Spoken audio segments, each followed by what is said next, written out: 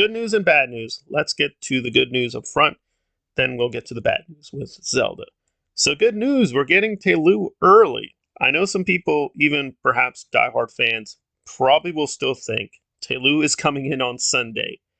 No, HBO, at least in most places, will release TLOU on Friday.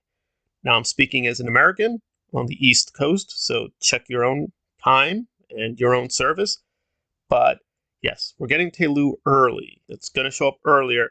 Apparently they wanted to avoid the Super Bowl issue, so they're giving us the episode early, which is great for me. Now I'll try to review it as soon as possible, but I gotta be honest, I'm at the end of my rope, so right after this, I'm going to sleep and get up and then see TLOU and then do a review. Look out for that.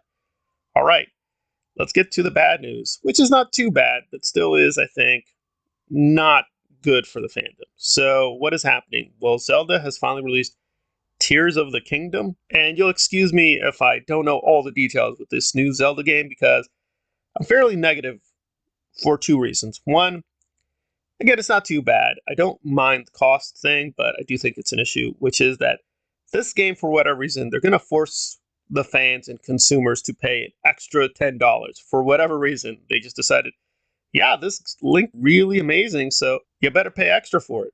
Okay, why are we paying extra? Don't know.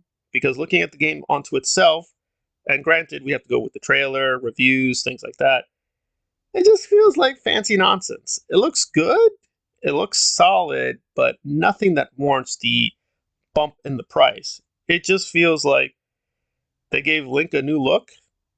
That's fine. It seems like he has a magical glove.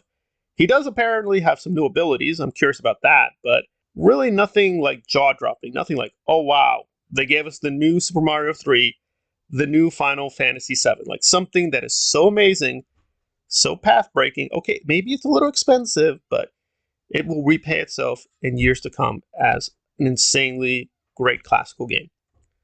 I'm just not sensing that from this version of Zelda. And I even asked another Zelda fan if they were aware that this was coming out, and he said, "I have no idea. I don't know anything about it." So even hardcore Zelda fans are like, "Oh, it came out? What is this thing?" Again, granted, that's a polling of 2. That's not enough, but yeah, even if you're really, really into this whole Zelda series, and I've been with it from the very, very beginning. I played the early games in the 80s, the first one, the second one, with the Nintendo system, and then of course they moved it into the Super NES, the Nintendo 64, Ocarina of Time, all that stuff. I loved it. Link to the Past, it's great stuff. And I didn't finish off Ocarina. I only played a huge part of it, but I really, really liked it. Hopefully I'll be getting back to it eventually. So that game I really, really liked. And I played a little bit of Mask. I thought that was not as good, but the little part I did play was like, okay, that seems solid. However, I gotta be honest, I really am not that hungry to keep going with the Zelda games unless they do something really amazing. Like Ocarina was a really big, epic story. I don't mind that. I think they went a little bit overboard, but that's fine.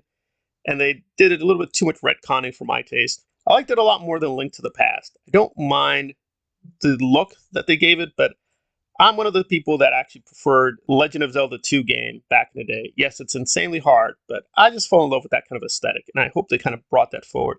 I think Ocarina kind of did that with the 3D playing, but afterward, I just didn't see any reason to keep going. It just seemed like, okay, we're just going to have the classical story. They're going to tweak it here and there, but we're getting basically the same story, just done differently. If you are going to give me a sequel, I do have the expectation of a Super Mario 3 or Final Fantasy 7 or 8.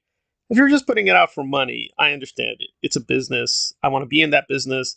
I respect it has to make a profit, but really the extra cost is for what exactly? He has a new costume. That's it. And again, I'm not against paying for a good expensive game. Like back in the day, I paid for Goonies 2, or I should say my mother did. And although we had a very complicated relationship, I'm very grateful that she paid for some of these games. I'm very grateful to her forever. And at first, I didn't like Goonies 2, but over time, I'm like, wow, going back to it, I'm like, Jesus Christ, this was a really good investment. This is a really hard game, but there's a lot going on. But with this version of Zelda, it just feels very fancy nonsense. It feels silliness. If it works for you, great.